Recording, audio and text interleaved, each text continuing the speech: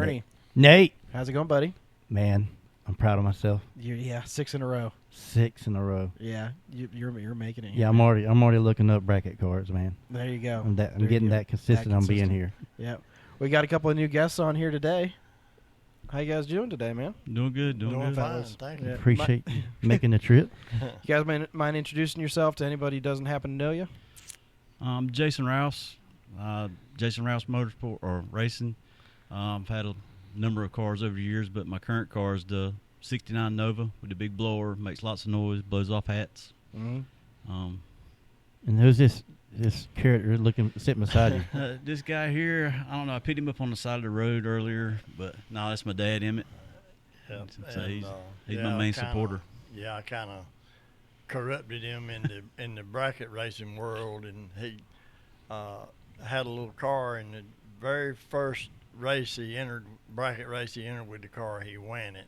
He won it, and that was it for him. He's been hooked ever since. Well, I guess that answers our first question already before we've even got into it. Takes us right into it. Yeah, I'm guessing we know the answer. What got you into this world of horrible financial decisions? It's all his fault. This guy. Yep. So I guess the better question is, what got you into this world of horrible financial situations?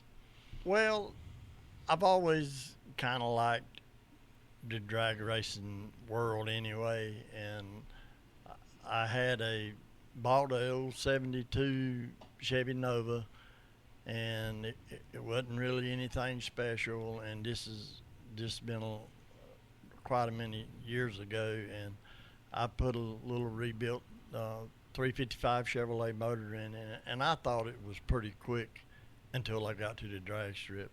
Mm-hmm. And then that's kind of what started it for me. I've always liked to go to the drag racing, and a lot of our family on my Uncle Donald's side, they were always into racing and drag racing. He used to be in round track racing back in the day when he was racing, but then his boys come along and he got into drag racing, and I like to go watch him do their thing, and picked up an old car, and I thought it would be something fun and something that I could do.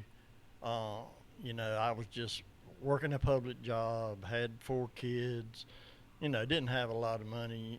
I know round track racing was out of the question because it's just too expensive for somebody to do on their own. And so I just built that little car and went out there and found out that the one wheel pill ain't getting it. So, so that led to, some mini spools, and it kind of then gear change and kind of progressed from there, and that got me started. I have a couple of buddies with fast street cars, right? And they always tell you how fast they are. Oh, this thing's amazing. It's fast. It's 60 to 100 and whatever. And then you bring them out to that drag strip for the first time, and they are humbled. Like, quick. They look at it like, that doesn't make any sense. And it's like, yeah, it does. They leave the track looking at their time slip in their bank account. That's what happens. That's what happens. This one's going to get smaller, and that one's going to get smaller. Yeah, way smaller. Yeah. In a hurry, too. Just speaking on, he mentioned he's my great uncle. He's Dad's uncle. Donald, he had a lot of influence on our racing, starting up in the very beginning. His son Ashley, actually part of the CCRA, the old 10.5 guys when it was popular in the late 90s. So that's what I got hooked on. Yeah. Small tire racing. I look at their cars and I look at my car sitting in the yard and I'm like, my car ain't that much different than theirs. They got a big block with a bunch of nitrous, and I got a small block with a plate. Maybe one day I work hard and I kind of evolved into that type of racing. Dad was always a bracket racer, and he's a whole lot better at bracket racing than I am. It's hard for me to let go of the gas at the end of the track. That breaking out, I would either break out or react too quick and have a red light, and I just kind of figured out that the bracket racing wasn't quite my style of racing that I enjoyed, and went more into the heads-up stuff. I keep telling people I wish I could enjoy bracket racing because it might be easier on my bank account, because as long as you just keep the car the same, right, and just keep it consistent, you're fine. You don't have to go and buy a bigger turbocharger after every race. You don't have to go and put bigger injectors and more fuel and just keep it the same, keep it consistent. But I can't do it.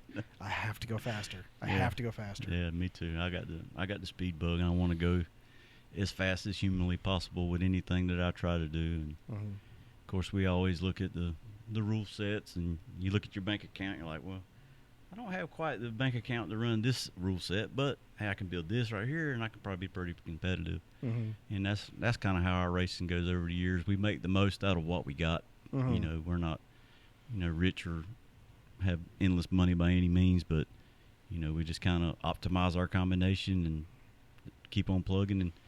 And some people say I'm a pretty decent driver. So, what point did you put him in the driver's seat? Well, I guess it was he had a 80 Z28 Camaro that we threw together to start with when he was going to school, drove it to school. We had a big block in it. A small block to start with. Well, to start with. Yeah. But it was just a street car. He drove it to school and stuff. And he, like I say, he entered his first bracket race with the car and actually won it. And I think that was probably the only bracket race you ever won with it. Did you have to use a pry bar to get his head out of the car when he won that race? Oh yeah. The reason why I won that race because the car was so incredibly slow that everybody was either braking out or red lighting against Oh, it. so you just left laid on the tree and you didn't break out and hey, I'm in the winner's circle. Yeah, that's what it was. But I could cut a good light. And the car was so slow it wouldn't spin. It would just go out there and run like a 970 every time. Well, I was going to ask, did your ET time start with a 1 and then more numbers, or was it? It was in the 9s. It was at in that the, point. okay. The very first time I ever took it to the track, I had a stock exhaust on this thing that we had laying behind the shop. We stuck it on. Like I said, I was 16 years old. Had a little 355 in it that I think the whole engine rebuild kit when we built that 355 was like $150. Bought it at Napa. Had some, BS pistons and all that stuff. Stock stuff. Yeah. And just stuck it together and I started driving it to school and started going to testing tunes, and it started out in like the 10s. I was like, no, that ain't going to work. So, of course, save up my money. I was working at the Sandpiper there in LaGrange. I was bussing tables, so I would work there and earn me a little bit of money, and I put a set of headers on it, opened up the exhaust, then it went into the 9s, then worked a little while longer, and we put a gear in it, and that got it, lower into the 9s. Then I was like, I got to have a camshaft now. It's got to sound good. So, and it just kept evolving over there. And I was working at Freddie and Ashley, which is Donald's sons. They had a body shop there in LaGrange. I was working at that during the summer. And like I said, they were 10.5 guys, 28. And they had nitrous. And I was like, I want some nitrous on my car. He's like, well, we got to hook up with this. It was Top Gun, I think, back then was the hot setup. NOS, Top Gun. He's like, I got to hook up with Top Gun. If you want a nitrous plate, I'll call the guy and we'll get you one ordered. So I was working for them, gave him a paycheck 1 week. I said, hey, yeah, order me that nitrous plate. Put nitrous on the car. And the first time I hit it, a little 100 horsepower shot, that was it. I was ruined. It was a wrap. Yeah, that was it. Nope. Yeah, once you take that step into a power adder of any kind, it's all downhill. Yeah. Yes. It went instantly from like a 9 flat to low 8s. Just hitting that button. I was like, well. And that's where the transition from bracket racing to heads up racing began. Yep. Yeah. It was a cool time because you had the Outlaw 10.5 guys, and they were all around the southeast.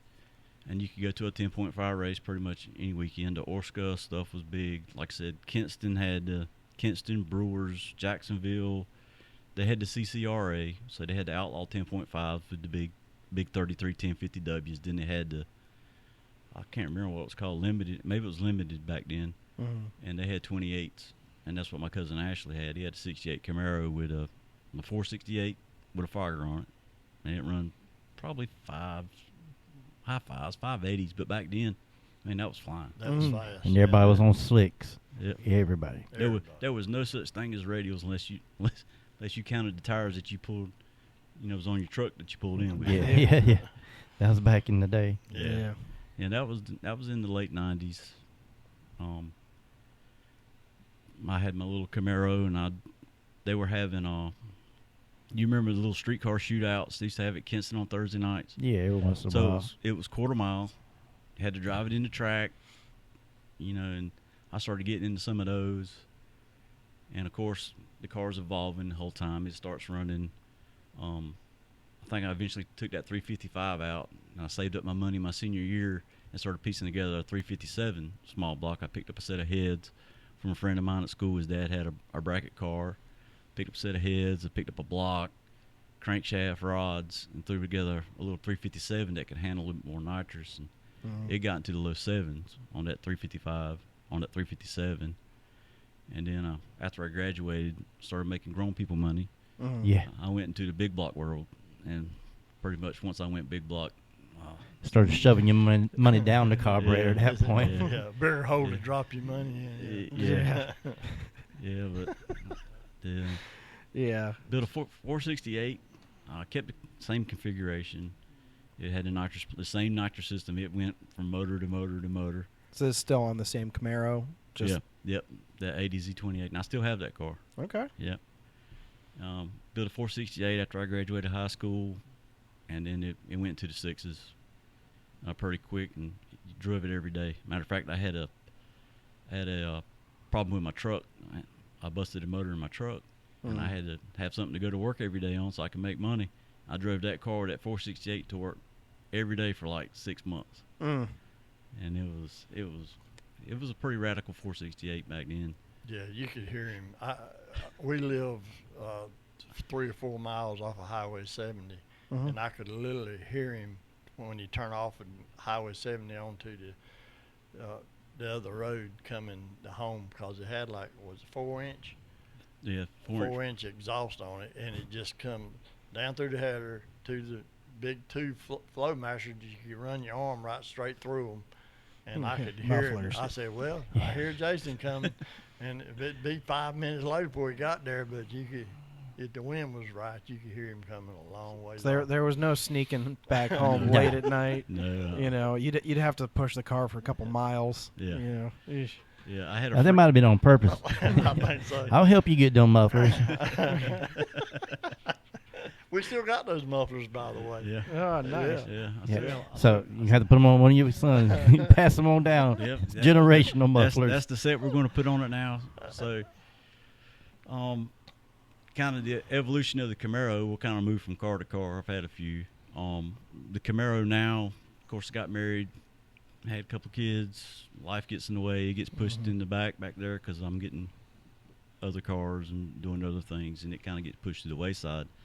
My youngest son, he had a junior dragster.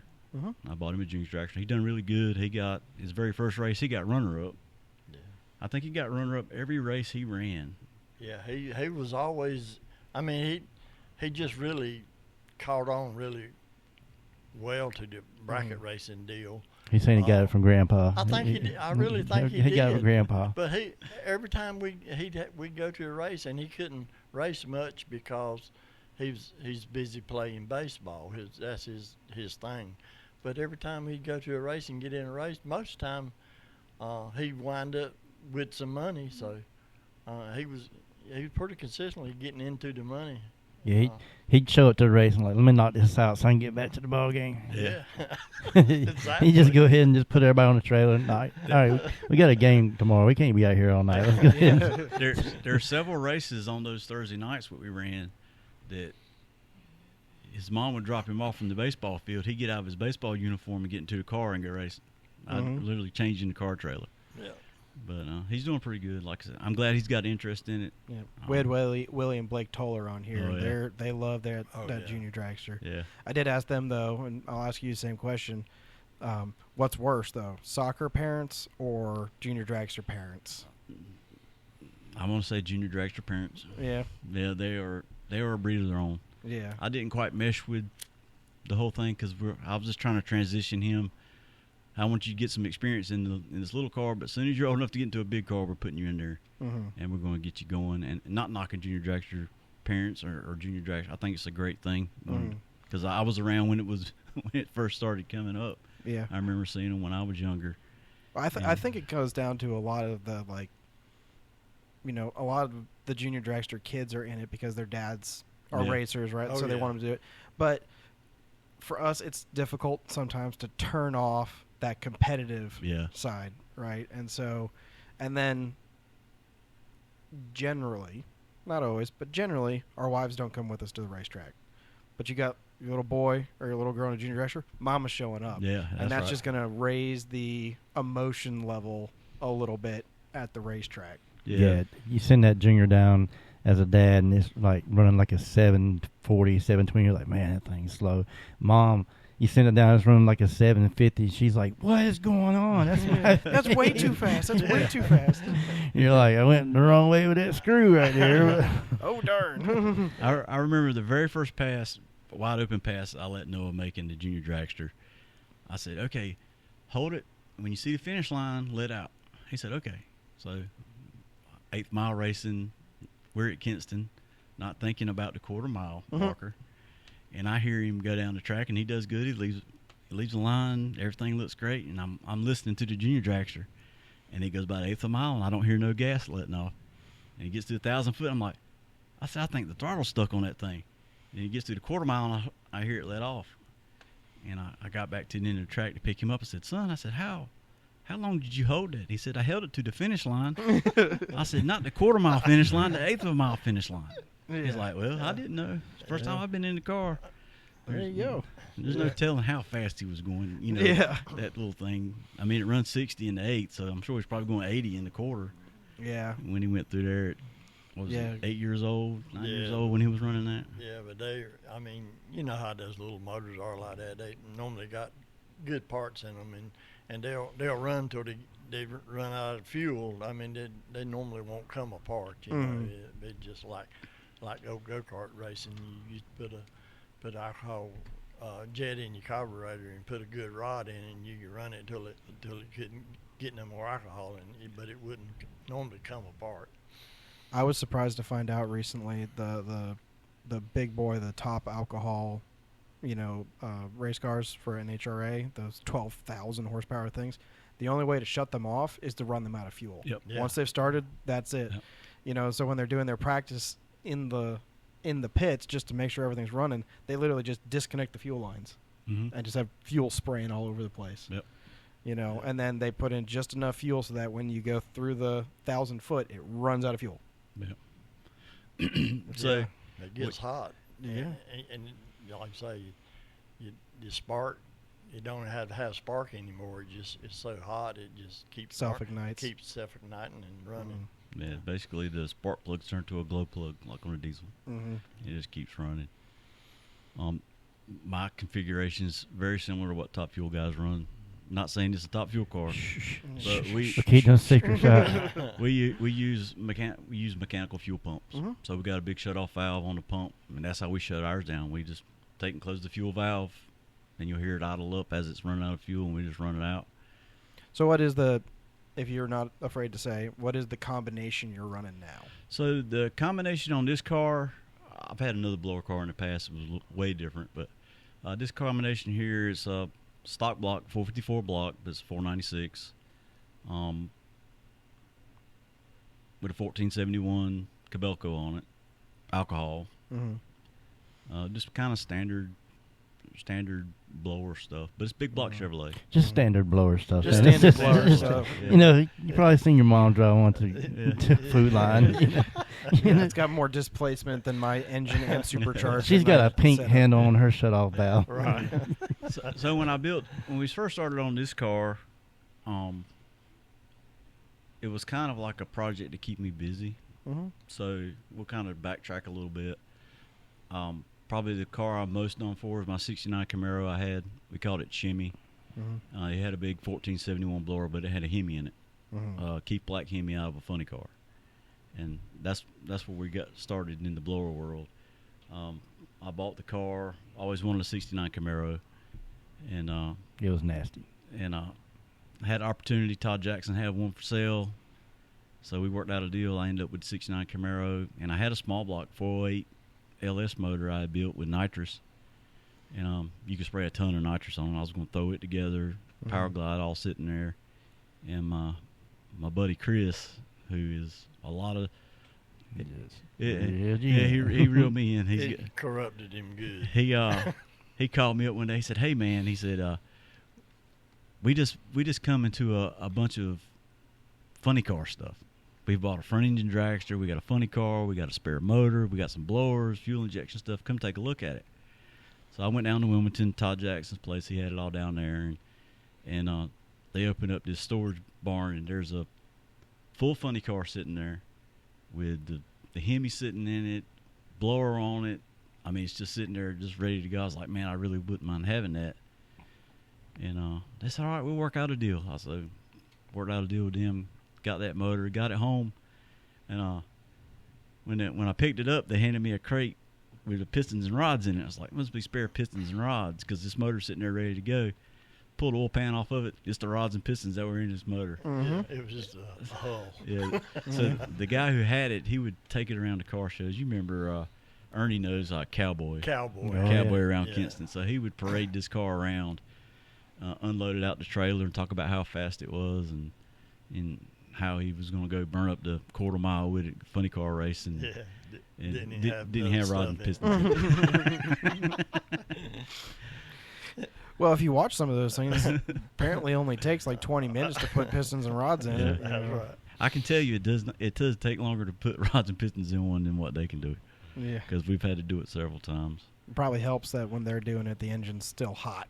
Yeah. When they're pushing everything in. Yeah, well, they got their stuff set up where they can just, it's pretty much like a Lego set to them. They just zip it right apart. They got the exact wrench to do the exact job, and this guy. When they take it apart, it's still right there. It don't get set down in the shop and walk off. Yeah. I don't know about you guys' shop, but if I set something down, it just grows legs, or tornado comes and picks it up and takes it a couple counties away. You spend more time looking for what you just set down than what you're actually working on. Mm-hmm. I mean, it's amazing how quick, and I'm bad for that, and I guess that's where he got it from. But you be working on something, just set something down, and then a minute later you're like, where in the world is that thing? And you find it sitting somewhere that you don't have no idea. Or in your back pocket. Why you put it there. Tools are my thing. I set a tool down, specific socket or something, or a wrench, and I'll sit it somewhere I won't forget. I'll put it right here. I won't forget it and never remember where I put it. Then I'll spend the next 30 minutes looking for it. I had to change all my trailer tools because I just gotten a cheap Husky set in there, but they're all black. Right? I have a black car with a black interior. Everything in my engine bay is black. Right? So we'd be out there working on the car, and I'd put it down, and it just instantly disappear. And then I'd go to start it up, and I'd hear ding, ding, ding, ding, ding. Stuff is falling off the car. I'm like, oh, go find all my sockets. Yeah. So now I got all chrome ones so I can see them. Yeah. But yeah, so you went into the blower world. Yeah. Well, I mean, if we want to backtrack kind of my history of the cars and what I've done, I've done a lot in racing. I've been around a lot of the big movers and shakers in the racing pro modified world. Yeah, tell us a little bit about that. So I started out. How'd you trip into that world? Well, you didn't learn how you got into the expensive part. Yeah. How did you get into the super elevated addiction part? Well, they kind of go hand in hand. Oh, so did he take you to it? I kind of. What you doing this weekend? Kind of diverged from the bracket racing world. So in the early 2000s, young guy, didn't really have much going on. Ernie Everett, a good friend of ours, he was bracket racing at the time. He started getting in the pro mod world, and he wanted to know if I wanted a job. I was working on bulldozers and trucks and stuff like that. Fresh out of high school, could turn a wrench. I said sure. So I went to work for Ernie for a little while, and of course he had his black 63 split window Corvette. So I started hanging around the pro mod, not really doing nothing on it, just maybe change a nitrous bottle or hand him a spark plug or do a little running around during the day for him if need to take the engine down to the machine shop to get some service on it. But got into the pro mod world on that, and then I had my uncles and my cousins on the other side with the small tire car, so I would go over there on the weekends with him and my uncle, and we'd work on the small tire car with the nitrous, and then we had the pro mod I was working on with Ernie, and this kind of evolved. And then my uncle got a silver Nova with a 555 with a fogger on it, and that's really where my heads up small tire career took off. That car, Ernie remembers that car. It was way too much motor for what the car was. a handful, and it seemed like only I could get it down the track. It was all over the place, side to side. But we won a bunch of races with it. At the time, Kinston had a small tire series called Outlaw Top Gun and Outlaw. What was the small tire class? I don't remember the name of it. I don't know if it was Outlaw Street or what. Yeah, It was Outlaw Street and Outlaw Top Gun. So they had a Pro Mod series that ran with them. And actually, me and a friend of mine, Lee Souls, started that series. It was heads up, 8th mile, no trans brakes. So it's a lot like the street class that was at Kinston last year. No trans brakes, single stage, no multiple stages, and had to be a street car. So it had tags and insurance on it. So we started running that. And I think out of the 6 races, I won 4 of them that year with that car. Actually, the very first race that they had in Outlaw Street, I won with my Camaro. Nice. It run a consistent 640s, and the guys from RPM come down with their slew of LS cars, and they're like, oh, we're going to take this money, easy pickings. And even had a guy come up in the tech line. He's like, what's this piece of junk doing here? Because my car's sitting there, with just the old school 468, and of course, didn't have no money, so I had plumbing fittings on it for running on the fuel side, and that we got from you. Yeah. I had Bet you overpriced that job there.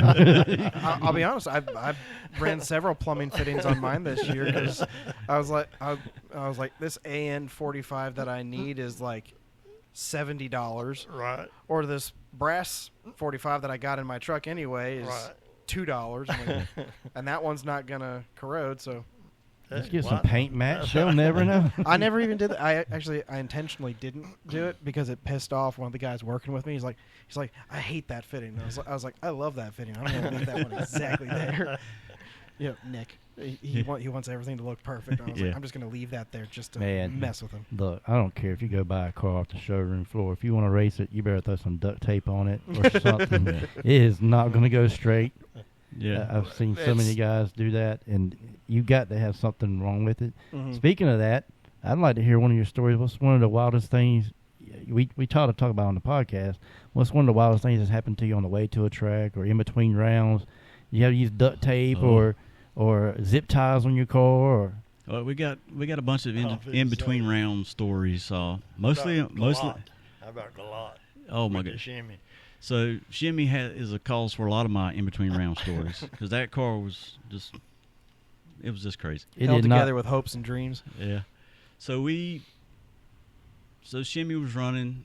We run some the first of the list stuff. So not a lot of people know that there was about 5 of us that really started that stuff. It was myself, Chris Herring, a couple more. Ernie Murphy was involved in the very beginning. We're actually the ones who actually started that whole list. 252, all Scott that stuff. Scott Sublett, you got to mention his name. Yeah, Scott was in there. He was a good guy to kind of push you along. So we got running the 252 list, and I got the wild ideas. Like that's when the first No Prep Kings came to Benson. I was like, well, let's throw some 28s on the car and let's go down to Benson and see what we can do on that. So I was getting the rims bead locked at MacFab. Never ran a 28 on the car. At the time, we could have 29.5 by 10.5 Ws. That's all we ran.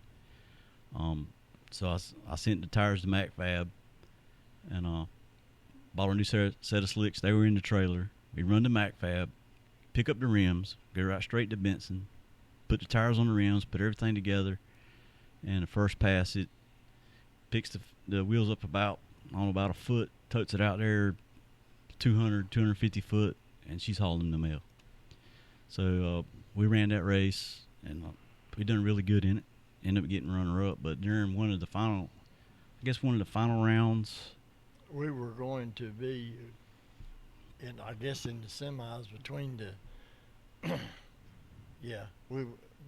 we broke before the semis, so that's when we had to. Make sure you're talking into the mic. Yeah, we broke it, and it was pushing out of the transmission. Well, we figured out that the motor was walking away from the rear end, and it was just terrible. So what we were having, because the car was doing such big wheel stands, it was just I mean, it was crazy. It's never done that before. Put 28s on it, and all of a sudden it's doing giant wheel stands. So when it would come down, it would shove the motor plate and the engine plate forward and pull the yoke out of the transmission. With the bushing. With the tail shaft bushing. Tail shaft. We were running Raggedy Ann. I think it was in the semifinals. We ran the Raggedy Ann car, and I noticed when we went through the 8th mile, there was a ton of smoke. So what happened is that as the transmission yoke was getting pulled out, it was messing with the bushing in the transmission. And the bushing came out, and it was laying on the drive shaft yoke. We were about ready to throw in the tile. Well, they called us up front, and they're like, okay, we need to draw for the next round. And my buddy Chris, he's always there with me. He's like, well, who do you got? I said, I drew the bye. He said, oh, crap. So we jump under the car, and we're ratchet strapping the motor. We take the ratchet straps out the trailer and ratchet strap the engine plate and the motor plate so it don't flex anymore. Take a hammer and a screwdriver and knock the bushing back in the transmission to get all that stuff fixed. Clean everything up, and just do a scramble to get it back going. And whatever you do, even if it's on fire, don't raise the hood. Just don't raise the hood. Don't look at it. Don't look. Yeah, but we had to cut all the ratchet straps because the ratchet strap was too long, so we had to cut all those and ruin all the ratchet straps. But we had everything ratchet strapped down, and just so it wouldn't flex enough to get the tap on them and said that's not going anywhere. Yeah, you got to do that. I mean, but that car, every time we took it out, it was a story. The day before, we got up there for one of the rounds because they raced a Saturday and a Sunday race. We got runner up in the Sunday race, but the Saturday race we were going into the semis, and we've been running all day. Everything's good. I hit the starter button, nothing happens, and all of a sudden I see smoke coming out the back. And what happened is the blower cars vibrate so much that it actually vibrated the starter loose, and the starter come off, hit the headers, and fried the whole cable all the way to the back of the car. And on top of that, we blew the intake gaskets out on the intake side. So the night before that, we take the car, rush it home to Chris's shop, 12 o'clock at night. We pull the blower off of it. Nobody has a Hemi intake gasket anywhere. So Todd Jackson meets Chris's son-in-law Cody in Wilmington. We pick up a set of blank gaskets material, cut them out, put the blower back on, put the intake back on, get the starter fixed, run new cable, and then we go the next day and we have those issues, and then end up getting runner up in the race. But it's always something crazy like that. Well, that's how these cars end up with their names, right? Yeah. Shimmy. I'm guessing the reason she got the name Shimmy is because she's kind of all over the place. Yeah, right? Yeah. We went down the track that way, and of course we combined the Chevrolet with and the Hemi, and Chevy and the Hemi kind of. But then also the way it went down the track, there was. Well, it is funny because I've met a couple guys that name their cars even before they're done, and I'm like, I don't know. I don't think me personally. I don't think you should name a car until you've had some experience with it, until she's been out there. It took me about 3 years to pick the name for my car, which is emotional damage. It's hurt my feelings. It hurts, and it's hurt a lot of other people's feelings. You guys don't run in our street car class, but when we have her dialed in and she's running right, like I'll get protested, I'll get complaining. Oh, you got to give me this, you got to give me that. I'm like, we're in a list race. I'm not giving you nothing. Yeah, I know all about the getting protested and not fitting in classes, not fitting in, and then mysterious rules get made that weren't there before, and all of a sudden now, you can't run your car. Well, yeah. You pointed out the no trans brake rule. Yeah, like that literally got added because of my car. Yeah. Nobody else had a trans brake except for me, and they're like, oh yeah. No trans brake, by the way. I'm like, just write Nate on it. Just say Nate, no trans brake. The Nate rule. Yeah, the Nate rule. Yeah. So, I mean, throughout my racing career, we've always had something that's a little different. So back when we were running the Outlaw Super Street, that's the name of that class. It was Outlaw Super Street. Back when we were running Outlaw Super Street, we were the only car with a big block. Everybody hated that car because it had a big block. Everybody else had small blocks. Bunch of Mustangs with small blocks, Chevrolet. Those guys, Chevrolets and Fords, and I remember because the car had to have working headlights and taillights. Well, that car also done a bunch of big wheel stands, foot braking with a bunch of nitrous on it. That's 4 progressors were big, so if you put 300 on it, you had 300 off the throttle. and it went out there and done one of those giant wheel stands. When it come down, the headlight fell out of the bucket and shorted out on the radiator support. Well, I got protested because I didn't have a working headlight. I said, it's because I just done a giant wheelie down the track and something broke. So we had to fix it before the next round, or we were going to get kicked out of the class. And then, I mean, it's just something all the time. And now, kind of a stink last year when I broke that car up with the blower. I was told it was too intimidating for a limited class because it had a blower on it. I was like, well, if I put a small block in it, it's the same blower, it's the same injector. It's not going to change it. You know, I've checked a lot of rule sets, you know, for my car and stuff like that. I don't think I've ever seen a rule that says your car's not allowed to be too intimidating. Yeah, that was the exact statement that was told to me, is the car is just too intimidating. Well, you're going to have to name that car, parentheses, the Intimidator. Yeah. Not Intimidator, the Intimidator. Yeah. Yeah, does this one have a name yet? Or So in the twin turbo configuration, we called it Hammerhead because the way the turbo pipes were laid out, it looked like a hammerhead shark sitting there. Ain't really found a good name for in the blower configuration. But the hammerhead would still fit, actually, because of a hammerhead sitting over here. Yeah. That's what they called me when I was a kid. Yeah. we had to name that car. We had to name your car. Oh yeah, look at that. Nice. We had to name that car Hats Off. Every time that car comes up, people they're really undecided. They're going to be deaf in one ear because they're always like this. Right. They're always trying to decide between holding their ears or holding their hat on. Yeah. And so, I remember the first time seeing that thing. I was in the lanes at Kinston on a test and tune night. Or it might have been one of the race your way on nights or something like that. And I was with my guy Frey, and you guys came rolling up, brah, brah, brah, brah, and shut it down.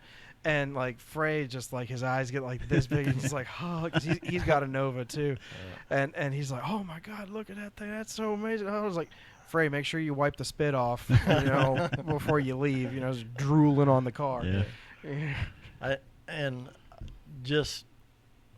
When the twin turbo, when it was flat black, and his older son called it 50 Shades of Black because we'd put a fiberglass part on. You know, most of the time a lot of them come black, and some of it was black primered, and some of it was just the basic fiberglass color. And we didn't really have a lot of people, even though it ran pretty good.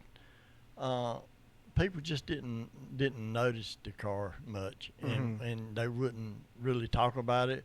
Nobody was taking pictures of the car, and I told Jason, I said, man, don't look at me. Well, you know, Ernie may have took one or two. I've got a story about that, but they just weren't paying the car any mind. So we decided we really didn't like the twin turbo stuff, and the bumping and the popping and snapping and all that stuff was hard on stuff. And he had more experience tuning a blower car because of the shimmy and because of Chris Herring and he's got a blower car. And so after we put that on there, the first time we come out with the blower on it, we had more photos and stuff taken of the car in blower configuration than we ever did the whole time. A couple of years we run the twin turbo stuff. Nice. Yeah. The twin turbo. The twin turbo stuff kind of evolved. You know, you start digging into the past a little bit. At the end of 2018, I sold Shimmy, so I had some stuff going on. So I decided to get out of racing. So I sold the Shimmy, just like it was, got rid of it, and I didn't have any kind of race car.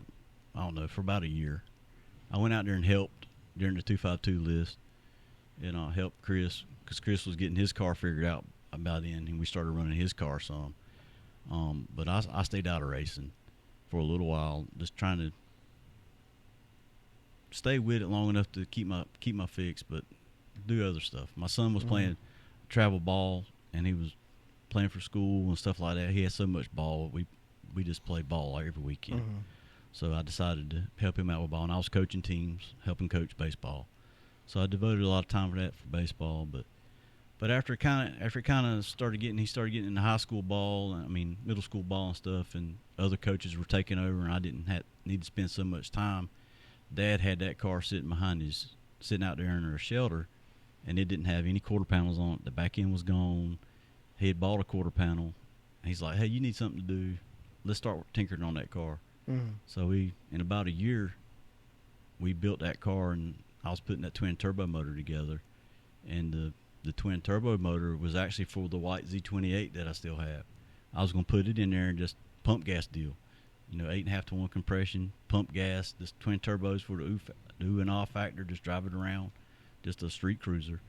And then we started on that car, and I was like, well, let's put the turbo motor in it and see what we can do. And it started with that same idea, keep it a street car, because the car still got a title and everything. Let's do a street car type of deal. So we had the steel doors on it. Of course, the front end was gone, so we bought a fiberglass front end, got headlights and stuff put in it. But that's where the turbo stuff come from. It was basically for me to drive around on the street. And then we got serious into racing, the 8.5 to 1 on the 85 with two $400 VS Racing turbos on it. We weren't going to cut it in the racing we're doing. So we decided to upgrade, and that's when we went back to blower, back to what we know. Yeah. But contrary to the blower stuff, I'm actually a big nitrous guy. Yeah. My early racing career was all nitrous. Like I said, we had the 555 in the Nova that we worked on and done really good with. Then I got into helping Ernie, and then later on, thanks to driving the Nova and me working on the Nova, Bobby Smith, that owns Kinston Drag Strip, bought a 63 split window Pro Mod Corvette with a 706 Pat Musey motor in it. Nice. And I started driving it. I drove it for a while. We done really good with that car. Very limited times we would take it out. I think I got runner up a couple times, number one qualifier in about every event that we went to. Back then in 05, 06, it run 20. We went a 20 at like 170 with it, which back then was really good. There was faster cars out there, but they were far off. And drove that car for a while till Bobby decided to sell it, kind of put it up. And then I got hot and heavy in the Big Dog Series with Ernie. So in 2008, I was working at Smithfield in Kinston. They closed the plant. I got laid off. So I didn't have nothing to do in 08. I went back to school, started getting an associate's degree at LCC. So the way the layoff stuff works is they'll pay you your unemployment and stuff for you to go back to school. So I done that. Well, I was right there at LCC, and Ernie's shop was right down the road. So I pretty much turned racing into my job. I started helping him, and he was running the Big Dog Series, and we had 762 Fulton in that car in his old 68.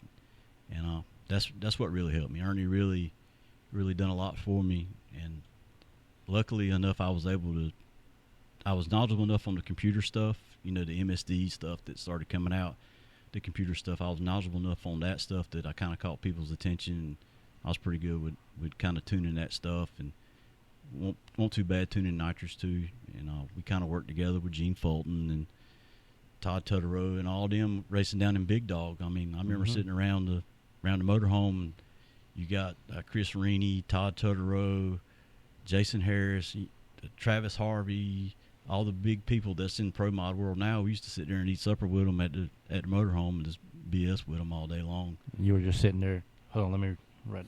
Yeah, and taking notes. Yeah.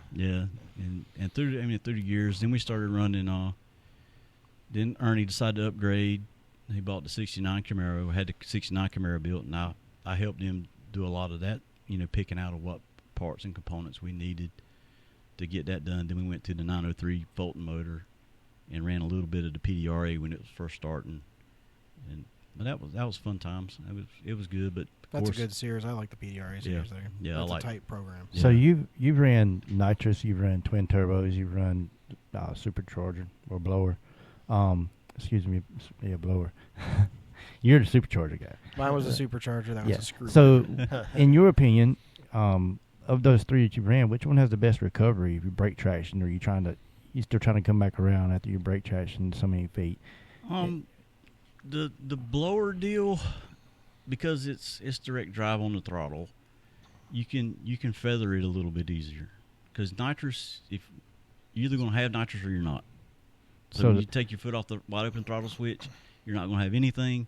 Then when you make that switch, you're going to have all the nitrous that you just had. You're going to have it right back. So you basically drive a blower car like you did his truck when you borrowed it to go out on date night, and you found an old back dirt road or something. Well, I was in the old 80 Z28 back then. I wouldn't cut it no slack.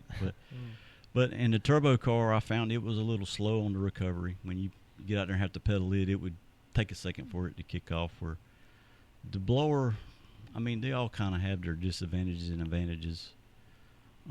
The blower's a handful. It's always a handful. It just makes so much torque. That's what makes them. They're not no better than a centrifugal supercharger like people run. I mean, they make the same power and do the same thing. They just make more torque. So they're very torquey. And if you gag that thing wide open and you got all the timing in that motor, there's no telling where you're going to go. And I actually have a kind of funny story about that with shimmy. Like I said, a lot of my good stories involve shimmy. So we get invited when we're doing the 252 list. I think they invited like 4 cars to Red Springs. They want to have like a Red Springs hero shootout versus the 252. So I think me, Brian Ward took his car down there. I took my car, and there was supposed to be a couple others, but they didn't show up. So we get down there and we're doing this race, and I had to get in the big block class because the Hemi's considered a big block. I get in it, and I don't know what about that. The track was hooking very good, and the car done a gigantic wheel stand. I mean, it just straight on the parachute. And when it comes down, I had the arc switch panel in the car with the relay board that sets to the side. I will not tell you how much I hate one of those panels, but I do not like them. When it slams down, it kicks all the relays out. So the car shuts off. Well, I glance over my shoulder and notice that this guy's had a nitrous backfire, and he's over there trying to crank his car. So, all split second, you're trying to make the decision what to do. So I just reach right up because I see the panel still lit up. So I hit the ignition button, and it lights off. And there's no timing out of the motor, nothing. And it's full throttle blades wide open, and that thing takes off like the coyote on the Roadrunner cartoon. I mean, it just goes all over the track. And that's when I learned my lesson. Take your foot off the throttle. If it cuts off, just leave it off. You're probably way healthier if you do that. Yeah, no single race is worth the price of the motor. No. It was ugly down there. I'd say both sides of the car, and the crowd went wild. They just loved it. Matter of fact, we lost a round. What we thought was losing the round, and the guy comes back up and he says, "No, you're in. You're still in." They liked the car so good that really should have fell to the first or worst rule. You know what I mean? So we done the next round. We done a full eighth of a mile wheelie. Full eighth mile at Red Springs. You do know wheelies aren't faster, right? Yeah. Not with that car. You never. I don't know if you ever saw that car run. No, I never saw shit. There's people in Virginia that still have nightmares over that car, and they were in the bleachers. We done a full eighth of a mile wheelie, and when I come down, I crossed the center line. So I should have been disqualified. But the other guy red lit first. I didn't even realize he red lit because, of course, I'm up in the air. I don't know where I'm at. You're almost looking at your own taillight. I'm over here. I'm looking out the side window looking at this guy because he's right there kind of close to me. I'm looking at him. I'm like, well, I'm a little bit ahead of him. But the car's way up here, and we go through the 8th mile, and I set it down, and I see him cross the center line. So I get back to the trailer. I was like, well, we lost. I crossed the center line down there. And then the guy comes back. No, he red lit. So we're going to let you get back in the race. And we end up winning that race. And the reason why I was doing the wheel stands is because it shorted out the trans brake solenoid. I had to leave foot brake. So on a blower car, the only way to control power is timing. That's the only way you can control it. You can't do no fuel manipulation or nothing like that. Of course, you got a pulley on it, so whatever the RPM spins, that's how much boost you got. So timing. And the timing's all started off the trans brake button. So I didn't have a trans brake. So I had to mash the trans brake button just to activate the MSD side of it to take timing out, and then foot brake it. So it leaving on the foot brake would dead hook the tire. It would just climb the ring gear and just ride out. Yeah, and it was a handful that night. It was gnarly. Yeah. Getting back to your story about people noticing the car and taking pictures. It's kind of how this guy and I met each other. It's my first. It was 3 years ago now. Was my first season with the 252. Right. I just decided to get a little bit more serious in racing. I have a black S550 Mustang. You guys, I've seen it's got the American flag on the side of it. Well, there's probably like 20 of them there that day. Yeah, the year before that, she was just black. She was straight black, pretty, like clean at all times, right? And I would go to a 252 event. I was in the 590 index class, right? And in our same class, we had Justin Taylor in that 69 Camaro that they got. Beautiful car. And we had Braxton, like Cameron Braxton, in the Scamp, right? And after the event, when all the pictures would come out, you'd think that the only two people in our class were Justin Taylor and Scamp. Right. That was the only Exactly. cars that were taken pictures of. There was a 14 Mustang. There was my 15 Mustang. There was a black Camaro. There was a Dodge Demon. There's all these other cars. Not one picture of them, unless it's like a small part of them in the background of Justin's picture. Oh yeah. Yeah. Right? We tried to crop that out. Yeah, and so I saw him at Hereford. This is like the fifth race, like of the season. I see him at Hereford, and I was like, "Dude, what the hell is wrong with you guys? Like, why won't you take a single picture of the other cars in the Right. class?" And he's just like, "Well, they're just not very interesting." I was like, "We've got a million pictures of Justin and Scamp. Take a picture of somebody else." Right. And so I think he begrudgingly took one picture of mine, and he's like, it just needs to be more interesting. So like in the off season, I was like, I'll fucking make it more interesting, Yeah. and I put the decal on it, and now of course we go to every event, and there's a couple pictures of my car, Right. and it stands out a whole lot Yeah. better now. Yeah, it makes a lot of difference, and really, if you ever, of course, we don't. Me and him are our sponsors, right? Mhm, yeah. We have a little bit. We have a little bit of help from a couple other places. But if you're ever going to look for any help, you got to have something that you got pictures of. I mean, they want to see their decal or whatever it is on a car. I mean, Yeah, I'm sponsored by Yao Racing. Your own wallet racing. Yeah, that's their majority sponsor of ours. yeah. I do have some help though, so give them a little shout out. College Fast Lube, my buddy Josh Gammon, he's got the blue and black Chevelle, and he's a Nitrous guy, so I help tune on his car. He's helped me out a lot. He sponsors a lot of our oil and stuff like that, and it does actually the blower on this car come from Josh. He actually bought it from my friend. He bought it from Chris. Chris upgraded his blowers. He bought all that stuff from Chris, and then he's like, "I'm not going to use it. Here, you use it." Nice. So he helped us out with the blower, getting the blower back on it and stuff like that. And then I got Sandy Bottoms Bandits. They're rubs and seasons. They're friends of ours, and they help us out with some stuff, and like to support local people. And then of course I got Chris over there at HRT Unlimited. For a while there, me and him were together in that, and of course about the same time that I got out of racing, I got out of doing the HRT stuff with Chris as far as working in the shop. I just had too much stuff going on. I couldn't go over there and dedicate the time, and Chris saw that, so we just kind of, hey, better off you kind of go on with it, and I'll just kind of fade out, and we'll do the racing stuff together. So that's what we got now. So there's HRT Racing, which is me, Chris, Camden, and we kind of got Josh in the fold, Josh Gammon in the fold of that, and then there's HRT Unlimited, which is the fab side of it that they do. So they're doing a really good job with that too. They're doing a lot of work for a lot of cars. There's some fast cars out there that y'all don't know that they've worked on out there too. So they do really good work. And Camden, he does a fantastic job welding. Yeah, I've been seeing him coming along pretty good. Which them guys come from, I think that's where most of their knowledge for the blower stuff come from, is from the mud bogging world. Is it? Am I correct? Yeah. Yeah. Chris always wanted a blower car. He talked about going to Mopars at the Rock, because them Mopar guys are different. They got their little cults that they follow. So Mopars at the Rock was a sacred. We've got Dan Van Horn coming on in a little bit. Oh yeah. Mopars at the Rock was a sacred trip for them every year, so they would go down there and watch it. And Chris was talking about he saw this blower car. It was actually in a Monte Carlo.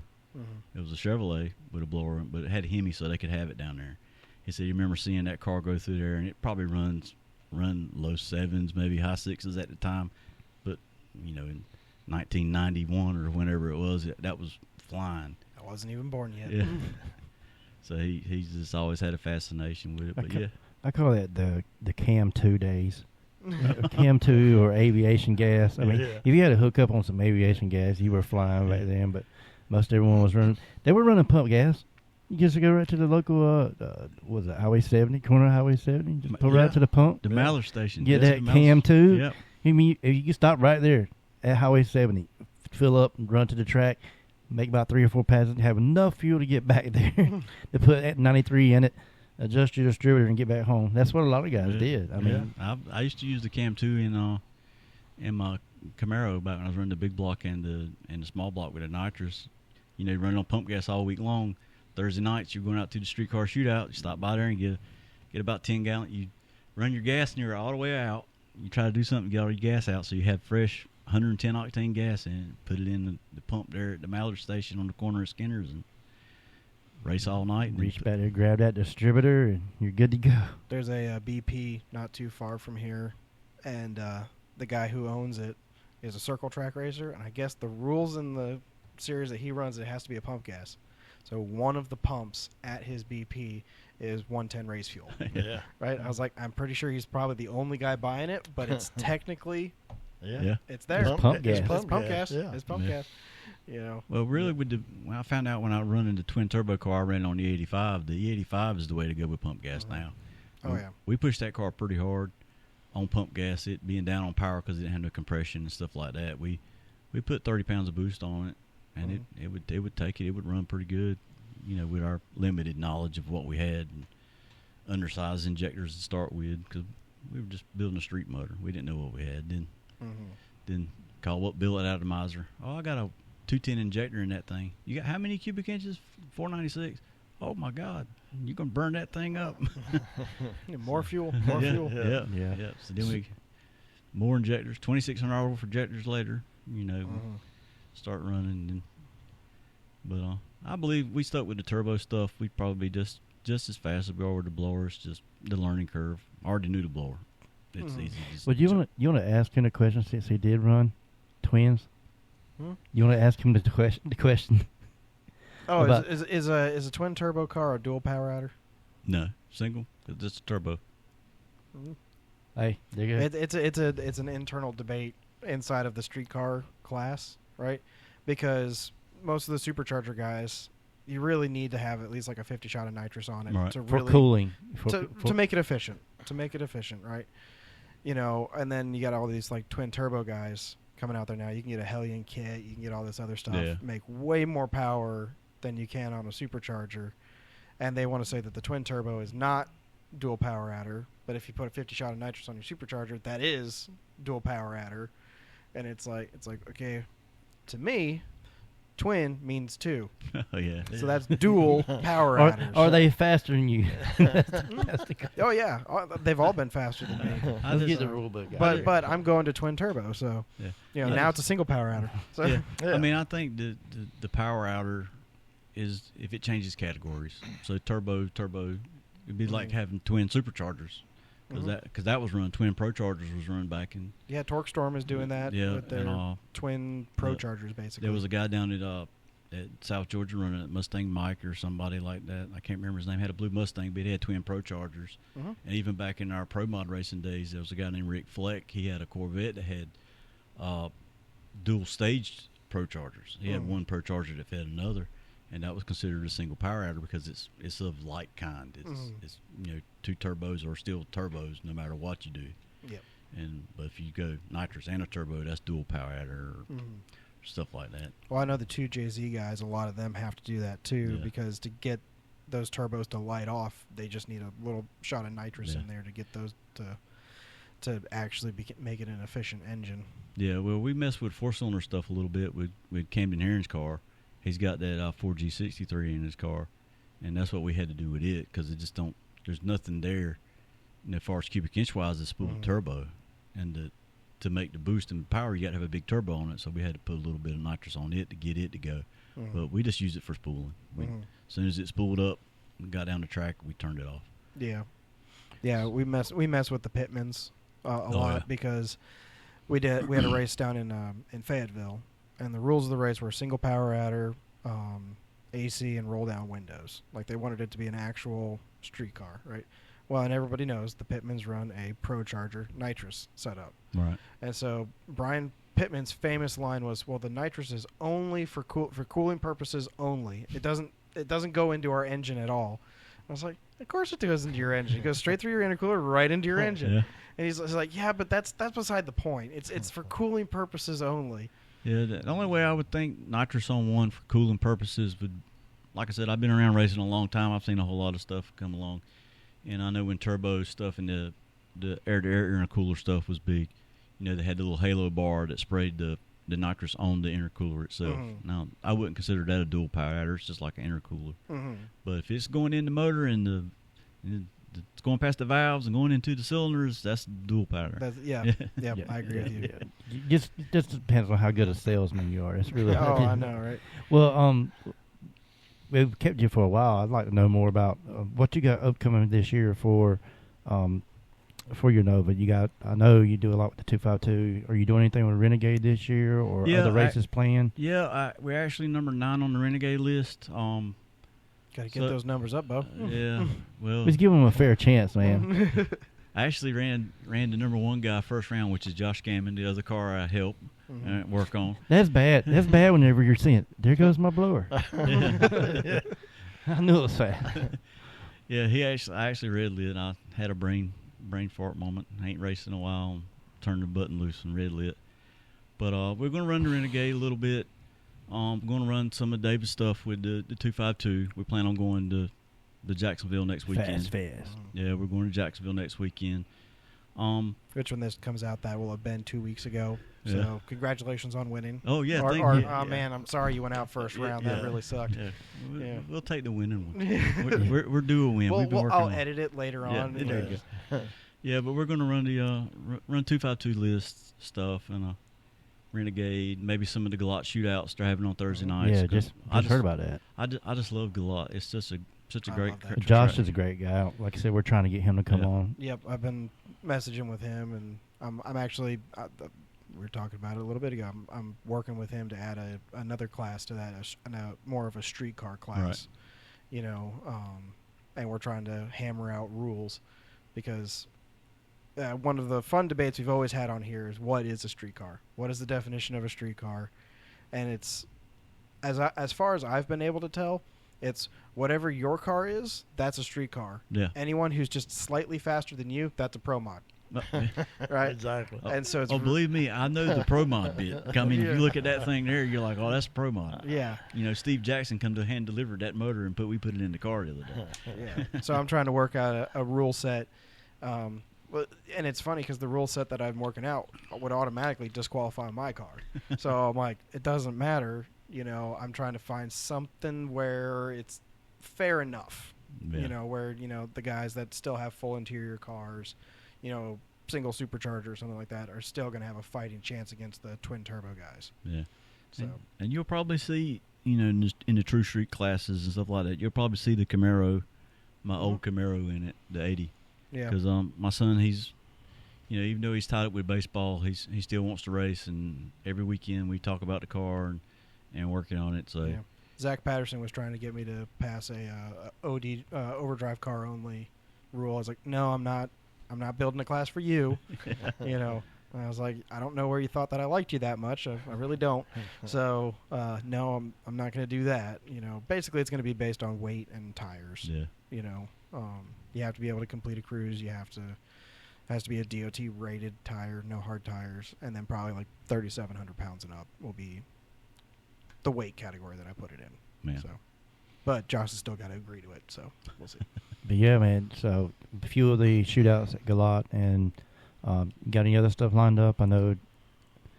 Usually, we kind of race hard in the beginning of the season. When it gets hot, I don't want to be out there. I got kids that play ball, and Well, you got a black top, but most of the cars are white now. Yeah. So the kids play ball. I got a boat, and I got some vacation time. So during the summer, we kind of take it easy. We'll probably do a refresh. So a little secret about blower cars is they hate connecting rods. Mm-hmm. So you run aluminum rods in a motor. About 50 passes, you're putting a set of rods on it. So every time we take the car out, we're actually physically counting how many passes we put on this. on this. So when it's getting close to 50 runs, we got to take the motor out and put rods and stuff in it, freshen it up. So we're going to take that time during the summer when it's too hot to race anyway.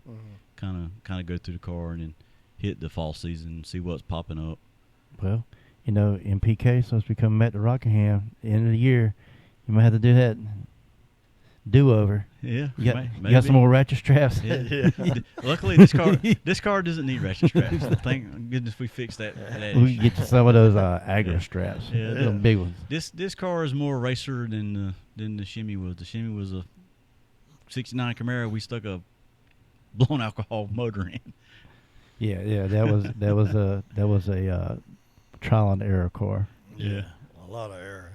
I know people did not like that car when it come out. No, they did not like it. Like I said, I'll touch on it real quick. There was a list versus list versus list versus, I don't know how many more times you want to say that, race that was put on up in Virginia, and some of the 252 cars were invited, and everyone was mad because none of the cars fit those rules, because those were streetable cars. Our cars could be street, but no. And we went up there and we kicked a few puppies and signed a few babies, and I don't know. So we had like a big live chat or something about the race. So it was supposed to be our 252 rules versus the Richmond, whatever I can't remember. No clock, stock block. Yeah, there was a whole bunch of different. There was like 4 or 5 of us. So we had a big meeting. It's like whatever your class runs is what rules you have to follow. Okay. Well, mine's a blown alcohol car. I'll push it through the lanes. I'll pull it back off the top end of the track. We don't have transmission coolers and all this kind of stuff. You know, this is what we got. I said, but it's got working headlights, all this stuff. You know, we got to have that. They're like, oh, yeah, your car's fine. So we get there, we unload at Richmond, and I get the golf cart out to hook the car up to push it to the tech line, and I hear nothing but people talking crap. Oh, you got a race car. I like, duh. I mean, I'm at a racetrack. I got a race car, yeah. Well, you got to push your car. Yeah, I do. Yeah. I got a blown Hemi in this thing. I mean, I don't have a 283 with a 3/4 cam in it.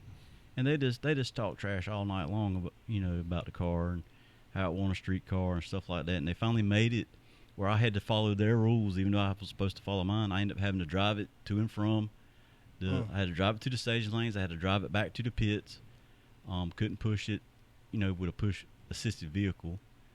And of course, the car wasn't set up for that kind of round after round abuse. Still wore them out until they finally decided the abuse wasn't worth it. But they had abused enough people up there, it didn't matter. So they done this big drawing, and they had this one guy they were talking about was so fast. He was so fast, and somehow or another I got him first round.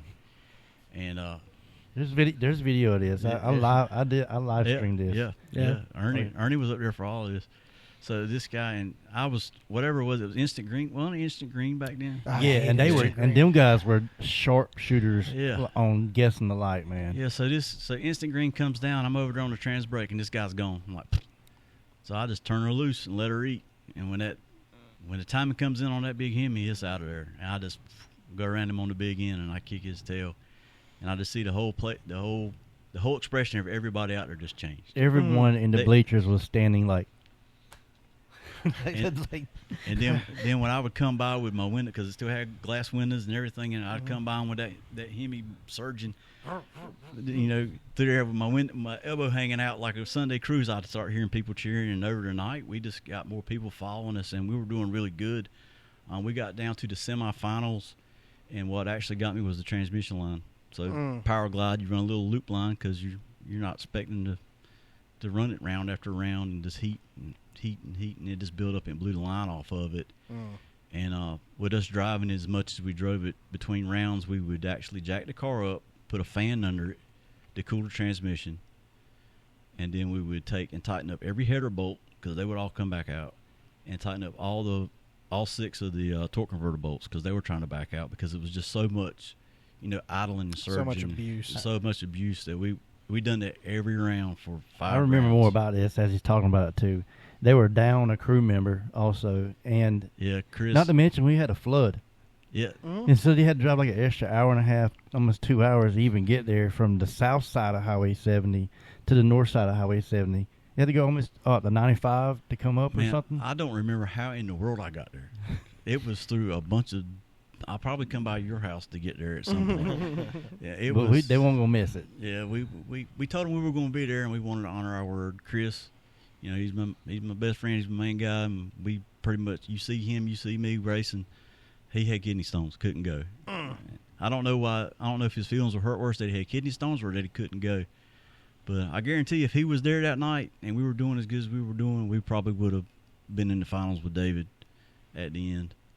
But we were just beat. We worked on that thing all day, and I was tired. Everybody was tired. We didn't have no help. It was 11 or 12 o'clock at night. We had God knows how many hours to get back home because we didn't know how to get back home because of the flood, and we just called it. But I enjoyed it. Those guys were pretty good. Stayed in touch with them for a little while after we had that race, and they were a good group.